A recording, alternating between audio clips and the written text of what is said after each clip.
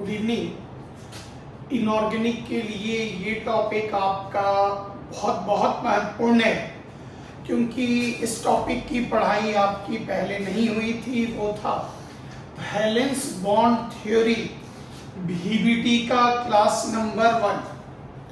VBT में आपका मतलब मेन टारगेट ये होता, हम कोई भी कोऑर्डिनेशन कंपाउंड, कॉम्प्लेक्स कंपाउंड आपको दे देंगे। जैसे हमने आपको ये दे दिया,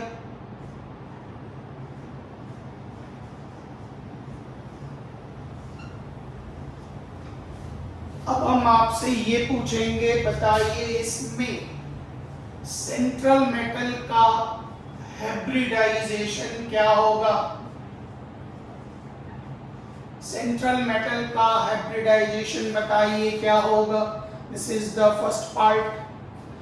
फिर हम आपसे ये पूछेंगे, जो बताइए इसकी जियोमेट्री क्या होगी।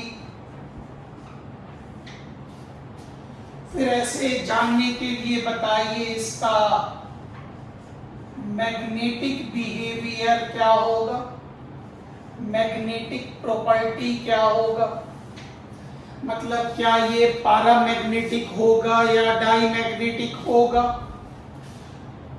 और फिर हम आपको मैग्नेटिक मोमेंट, चुंबकीय आघूर्ण का मान क्या होगा ये बताएं। मतलब हमारा जो क्वेश्चन पैटर्न है वो यही। This is very very important topic. कोई भी कॉम्प्लेक्स कंपाउंड आयन आपको दे देंगे, हम आपसे बोलेंगे बताइए इसके सेंट्रल मेटल का हाइब्रिडाइजेशन क्या होगा, इसकी ज्योमेट्री क्या होगी, क्या आकार होगा ये बताएं। इसका मैग्नेटिक प्रॉपर्टी क्या, ये पैरामैग्नेटिक है, डाईमैग्नेटिक है, ये बताएं। नंबर ऑफ अनपेयर्ड इलेक्ट्रॉन्स कितना होगा ये बताएं। और इसका मैग्नेटिक मोमेंट, चुंबकीय आघूर्ण क्या होगा ये बताएं। दिस इज द टॉपिक, इसी पर आपको फोकस करना है। ये 3 क्लास का टॉपिक है, 3 लेक्चर में, छोटा छोटा 3 लेक्चर, आप इसको पूरा कंप्लीट कर पाएंगे। नेक्स्ट ध्यान दीजिए एक एक पर। ये एक कॉम्प्लेक्स पार्ट हो गया, इसके ऊपर बनने वाला कोई भी चार्ज, पॉजिटिव या नेगेटिव चार्ज ये रहा। M is the central metal, L is the ligand। याद कीजिए, मेटल, सेंट्रल मेटल और लिगेंड के बीच में बॉन्डिंग कैसा होगा, उसी का ये थ्योरी है, नाम है वैलेंस बॉन्ड थ्योरी। तो इसको आप एक एक करके चेक करते चले। सेंट्रल मेटल और लिगेंड के बीच में जो बॉन्ड बनता आप पहले से जानते हैं, कोऑर्डिनेट बॉन्ड है। कोऑर्डिनेट बॉन्ड का मतलब सेंट्रल मेटल का वैकेंट ऑर्बिटल, लिगेंड का लोन पेयर वाला ऑर्बिटल, दोनों एक लाइन एक एक्सिस पर आकर ओवरलैपिंग करेगा। इस बॉन्ड को क्या नाम देंगे, coordinate bond. First point. Second, ligand lone pair of electron central metal को डोनेट करता, तो मतलब ये मेटल बीच में रहेगा, इसके चारों ओर लिगेंड घिरा होगा और मेटल के वैकेंट ऑर्बिटल में लिगेंड अपना लोन पेयर डोनेट करेगा। मतलब ये चीज आप ऐसे समझ लें, जैसे ये है हमारे पास मेटल का ऑर्बिटल, ये हो गया मेटल का ऑर्बिटल, कोई भी, अभी आगे बढ़ते जाते हैं। और इस ऑर्बिटल पर ये हो गया लिगेंड, तो लिगेंड का ये लोन पेयर ये एक दूसरे से जाकर ओवरलैपिंग करेगा। मेटल और लिगेंड के बीच में ओवरलैपिंग के कारण ये बॉन्ड कहलाएगा coordinate bond. Next, coordination number तो आप पहले से जानते हैं, सेंट्रल मेटल का एटम या आयन पूरे लिगेंड से जितना लोन पेयर लेता है उस टोटल नंबर को हम नाम देंगे कोऑर्डिनेशन नंबर। कोऑर्डिनेशन नंबर अगर 4 है, मतलब आप ऐसे एज्यूम करके चले, ये है सेंट्रल मेटल, इसका कोऑर्डिनेशन नंबर 4 है, मतलब वो एक ligand 1, ligand 2, ligand 3, ligand 4, 4 ligand से वो जुड़ेगा, बॉन्ड बनाएगा। तो यहाँ पर कहता है जो सेंट्रल मेटल अगर कोऑर्डिनेशन नंबर अगर 4 है तो सेंट्रल मेटल के 4 ऑर्बिटल जो हैं वो ओवरलैपिंग में भाग लेंगे। मतलब आप ऐसे समझ लीजिए, जो इस डायरेक्शन से भी लिगेंड आकर इसके ऑर्बिटल से ओवरलैप करेगा, यहाँ से भी लिगेंड आकर ओवरलैप किया, फिर इस पोजीशन से भी लिगेंड आकर ओवरलैप करेगा और यहाँ से भी लिगेंड आकर ओवरलैप करेगा, और मेटल के इन ऑर्बिटल वैकेंट ऑर्बिटल में लिगेंड ओवरलैपिंग करके कोऑर्डिनेट बॉन्ड का फॉर्मेशन करेगा। अगर कोऑर्डिनेशन नंबर 6 है, तो अगर कोऑर्डिनेशन नंबर का मान 6 है तो वेरी सिंपल रिजल्ट आप गौर से देखेंगे, ये हो गया सेंट्रल मेटल बीच में, उनके ये ऑर्बिटल्स अभी यूज करते हैं हाइब्रिडाइजेशन, ऑर्बिटल 1, ऑर्बिटल 2, 3, 4, 5, 6, एक हो गया एक्स एक्सिस पर, एक हो गया वाई एक्सिस पर और एक हो गया जेड एक्सिस पर। ये 6 ligand 1, ligand 2, ligand 3, ligand 4, ligand 5 और लिगेंड 6, ये इनके साथ बॉन्ड बनाएंगे, ओवरलैपिंग करेंगे। This is the point. अब यहां से मेन पार्ट ये है, क्योंकि ये जो ऑर्बिटल्स होते हैं ये ऑर्बिटल अलग अलग होते, जरा इसके लिए भी पॉइंट आप एक बार देखिए, हमने ऑलरेडी रेडी करके रखा हुआ। सब लोग जानते हैं आयरन का atomic number 26, electronic configuration 1s2, 2s2, 2p6, 3s2, 3p6, 3d6, 4s2, ये पूरा आपको आता है। याद कीजिए, नोबल गैस पढ़ा चुके, आर्गन 3d6, 4s2। अब यहाँ पर एक छोटा सा पॉइंट आप जरूर जान लें, जिसकी चर्चा हम बार बार करेंगे। वैलेंस ऑर्बिट, लास्ट ऑर्बिट यहाँ 4th है, तो वैलेंस ऑर्बिट को, 4th ऑर्बिट को हम n से रिप्रेजेंट कर रहे, it is represented by n। उसके ठीक अंदर का जो ऑर्बिट होगा वो कहलाएगा पेनल्टीमेट ऑर्बिट। उस सेकेंड लास्ट ऑर्बिट के लिए 3, तो याद कीजिए 4 में भी 1 सब्सट्रैक्ट कर दीजिए, n में भी 1 घटा दीजिए, तो 4 - 1 is 3, तो ऑटोमेटिक है 3 को आप किस चीज से रिप्रेजेंट करेंगे, n-1। पूरे कोऑर्डिनेशन केमिस्ट्री के लिए याद रखिएगा, वैलेंस ऑर्बिट के लिए अगर s है तो ये लिखा जाएगा ns, उसी में अगर p हो गया तो वो होगा np, और उसी 4th ऑर्बिट में अगर d हो गया तो वो लिखा जाएगा nd, और अंदर का जो पेनल्टीमेट जो हुआ 4 से 3, उसके लिए लिखा जाएगा, 3d के लिए लिखा जाएगा n-1d। इसका मतलब सेंट्रल मेटल के अलग अलग ऑर्बिटल्स हाइब्रिडाइज होते, याद कीजिए 11 class hybridization, close energy orbital को एक साथ मिक्स किया जाता, काल्पनिक विधि है, और मिक्स करने के बाद इक्वल नंबर में इक्विवेलेंट एनर्जी में न्यू सेट ऑफ ऑर्बिटल्स निकलता, जिसका नाम देंगे हाइब्रिड ऑर्बिटल्स। और हर हाइब्रिड ऑर्बिटल डिफरेंट डायरेक्शंस में आकर लिगेंड के साथ कोऑर्डिनेट बॉन्ड का फॉर्मेशन करेंगे। First I metals orbital hybridize, याद होगा S का आकार स्फेरिकल, P का आकार डंबल, D का आकार डबल डंबल, तो ये ऑर्बिटल मिक्स होते, और मिक्स होने के बाद ये इक्वल नंबर में न्यू सेट ऑफ ऑर्बिटल्स बनाते, और ये डिपेंड करेगा कोऑर्डिनेशन नंबर पर, ये डिपेंड करेगा कोऑर्डिनेशन नंबर पर, जिसका आप एक एक करके पॉइंट चेक करते चलें, कोऑर्डिनेशन नंबर के बारे में पॉइंट चेक करते चलें। बहुत इजीली है, आप आसानी से इसको समझ सकते हैं, बहुत आसानी से आप इसको टैकल कर सकते हैं। ध्यान से देखते चलें।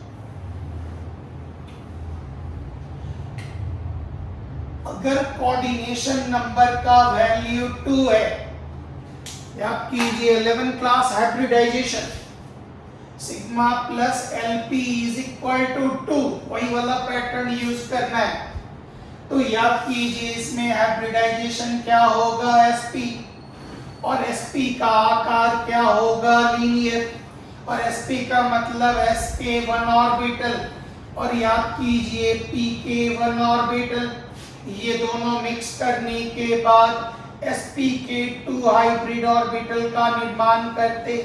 एकदम यही चीज यहाँ भी है, बैलेंस बॉन्ड थ्योरी में सेम चीज यहाँ भी आपको अप्लाई करते जाना है। तो ये निकला पॉइंट जिसको आप ध्यान से देखते चलें। फर्स्ट कहता है सेंट्रल मेटल के ऑर्बिटल पहले हाइब्रिडाइजेशन करते हैं, क्योंकि हाइब्रिडाइजेशन से क्या होता, इनकी एनर्जी भी इक्वल हो जाएगी। नंबर 1, वो क्लोज एनर्जी के ऑर्बिटल मिक्स हो गए और वो डिफरेंट डायरेक्शंस में दूर दूर चले जाएगा, जिसके कारण वो लिगेंड से ओवरलैपिंग करेगा।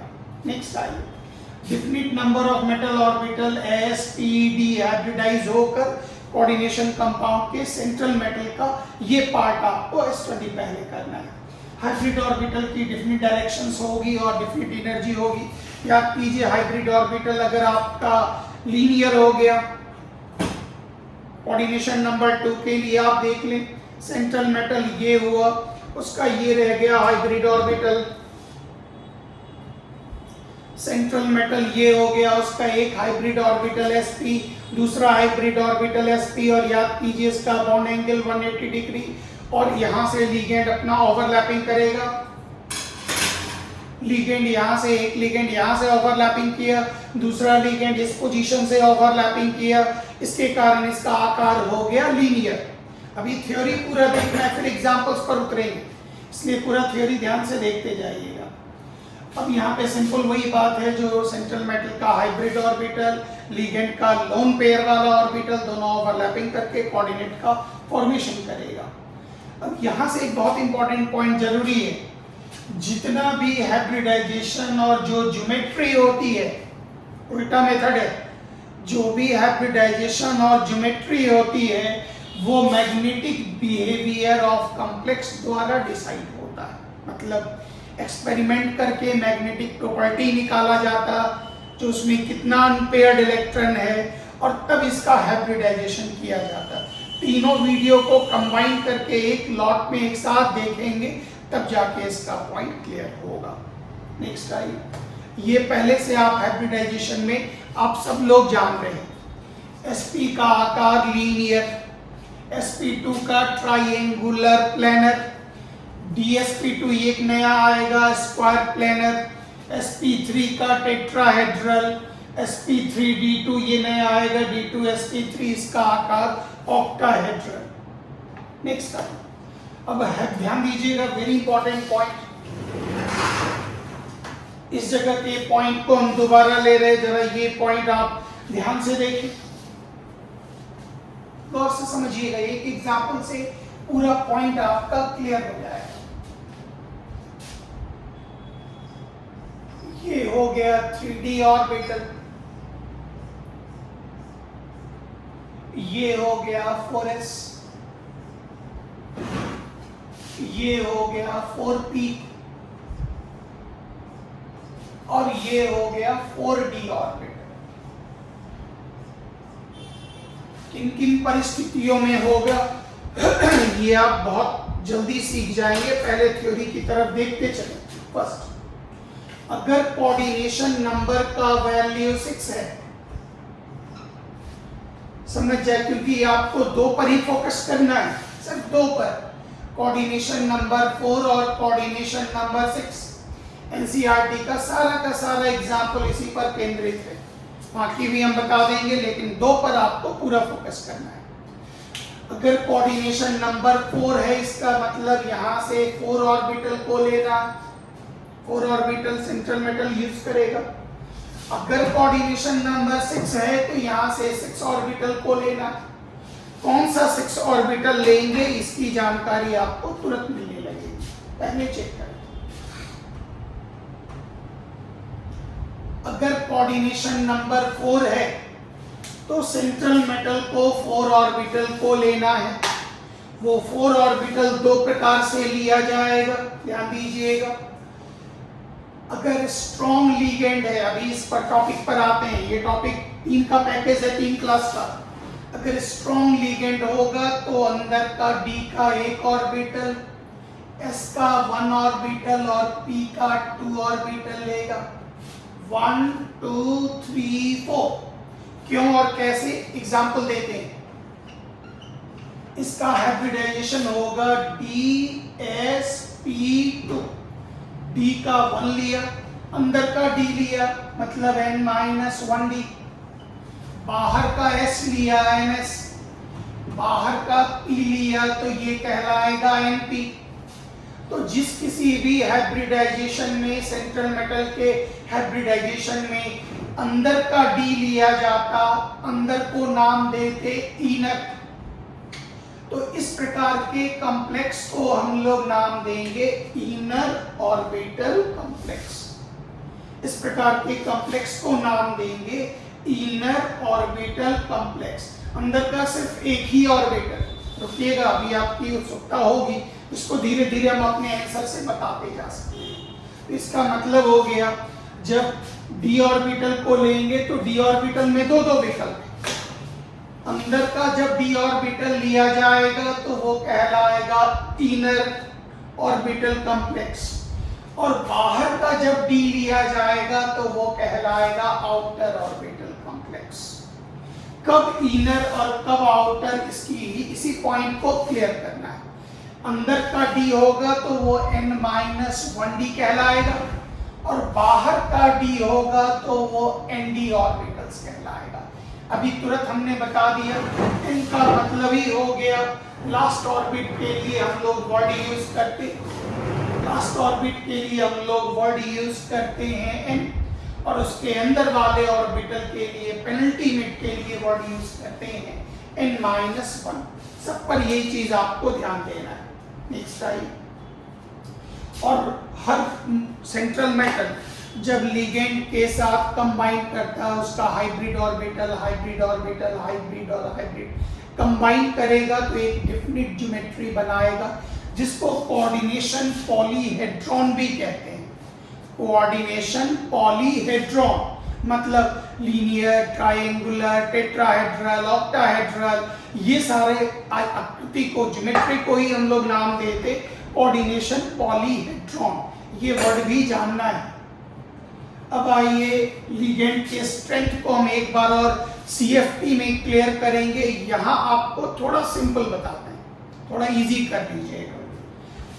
ये लिगेंड का क्रम है जो स्पेक्ट्रोकेमिकल सीरीज में एक्सपेरिमेंटली निकाला गया। ध्यान दीजिएगा, थोड़ा लिस्ट को छोटा रखिएगा। ये 5 लिगेंड जो ब्लू कलर में है, दीज आर स्ट्रॉन्ग लिगेंड। इसके अलावा जितने भी लिगेंड हो गए, समझ जाइए वो हो गया वीक। ध्यान से फिर से इसको और छोटा भी कर लीजिए, स्टार्टिंग में और छोटा कर लीजिए। आप सीधा ये समझ कर रखें जो आपके पास स्ट्रॉन्ग लिगेंड कौन कौन है, अभी और छोटा कर लीजिए एग्जांपल्स को। CO कार्बोनाइल, फिर आ जाइए साइनाइड, साइनो, और फिर आ जाइए एमाइड। बस स्टार्टिंग में 3 ही एग्जाम्पल पर आप चलें। नाइट्रिटोएन और आइसोथायोसाइनेटो वगैरह अभी नहीं, EDTA वगैरह अभी रहने दीजिए, अभी सबको छोटा करने दीजिए। एग्जाम्पल से एकदम छोटा, NCERT पर उतरिए पहले, वो क्लियर करने के बाद एग्जाम्पल को एक्सपेंड करिएगा। तो पहले यहाँ पर हो गया CO कार्बोनाइल, साइनो, एमाइन। ये लिगेंड को आप मान लीजिए स्ट्रॉन्ग है। इसके अलावा जितना भी एग्जाम्पल NCERT में दिया गया सब लिगेंड वीक है। तो यहां से आपके पास लिगेंड का पॉइंट निकला, लिगेंड कौन स्ट्रॉन्ग होगा और कौन लिगेंड वीक होगा, इसका पॉइंट आपका निकला। तो थ्योरी में ध्यान देना है, CO हो, कोबाल्ट नहीं, carbonyl, oxidation number 0, cyano, amine, ये 3 आपको याद रखना है स्ट्रॉन्ग लिगेंड। और जब भी स्ट्रॉन्ग लिगेंड होगा, याद रखिएगा इलेक्ट्रॉन का पेयरिंग होगा। इलेक्ट्रॉन का पेयरिंग होगा। रिपल्सन के कारण इलेक्ट्रॉन अंदर आएगा, जोड़ा बनेगा। ये चीज अभी धीरे धीरे क्लियर होगा। और इसके अलावा जो लिगेंड है आप याद रखिएगा, वो लिगेंड वीक लिगेंड। अब यहाँ पे आइए, यहाँ से एक क्वेश्चन आपका तैयार कर लेते हैं। इनर ऑर्बिटल कॉम्प्लेक्स किसको कहते हैं? और एक पॉइंट और तैयार कर लेते हैं, आउटर ऑर्बिटल कॉम्प्लेक्स किसको कहते हैं? थ्योरी ध्यान दीजिएगा, बहुत सिंपल सा पॉइंट है, एक बार में सीख जाएंगे। ये Fe का 3D ऑर्बिटल, ध्यान से देखिए, ये हो गया 4s, ये हो गया 4p, और ये हो गया 4d ऑर्बिटल्स। 4d ऑर्बिटल्स,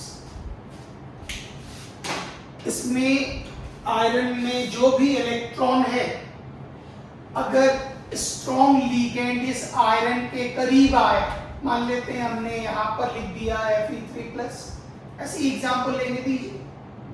उम्मीद है समझ में आ गया होगा। Fe3+ का कॉन्फ़िगरेशन होता 3d5।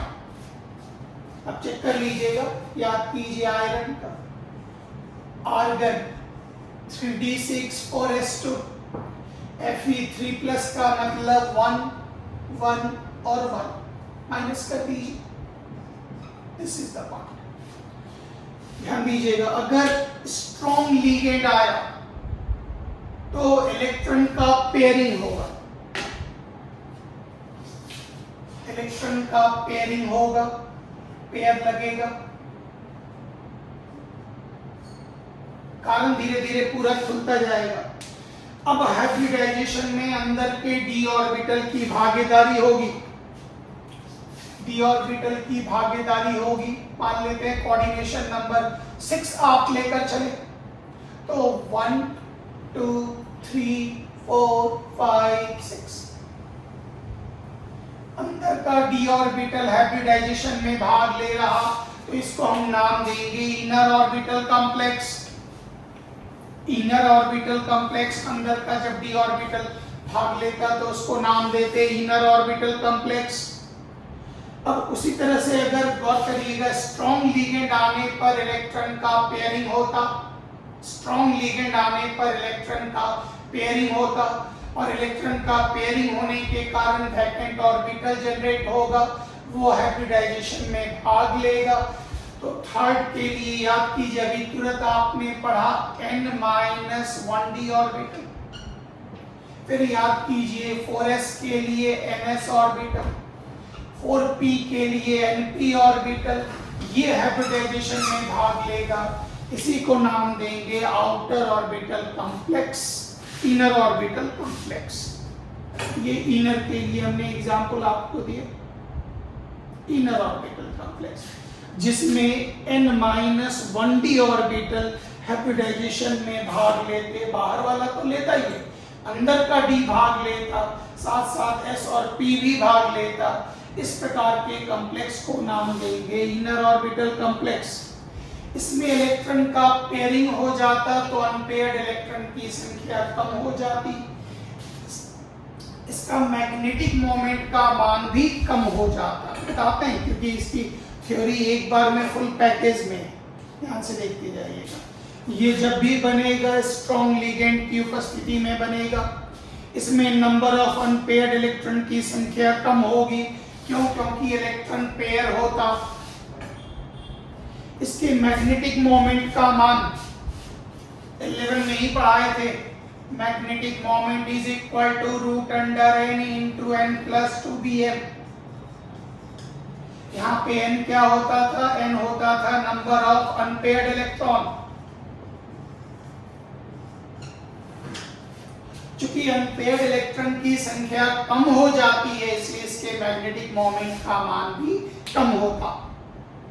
उसके बाद एक पॉइंट और है कि स्ट्रॉन्ग लिगेंड आने के बाद इलेक्ट्रॉनिक व्यवस्था जो है वो बदलती है। मतलब रिपल्सन के कारण इलेक्ट्रॉन पेयरिंग हो जाता, और ये हुंड के नियम के खिलाफ है।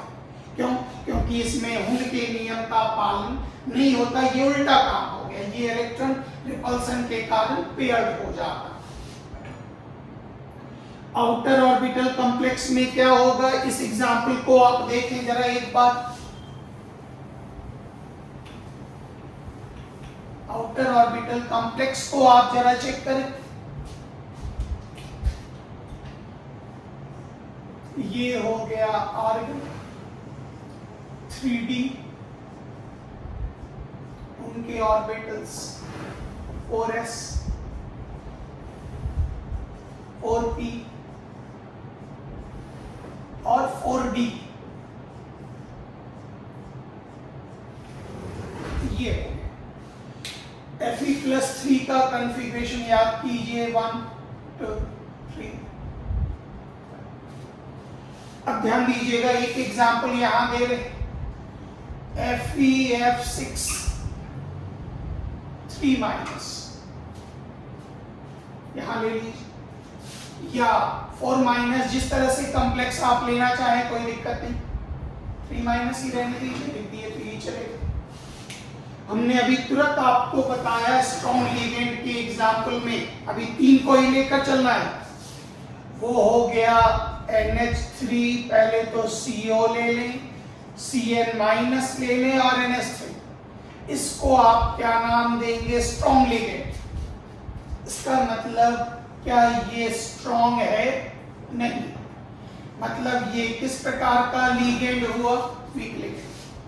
तो जब कभी भी वीक लिगेंड आएगा तो याद रखिएगा हमेशा इलेक्ट्रॉन का पेयरिंग नहीं होगा, क्योंकि वो कमजोर है, पेयरिंग नहीं कर पाएगा।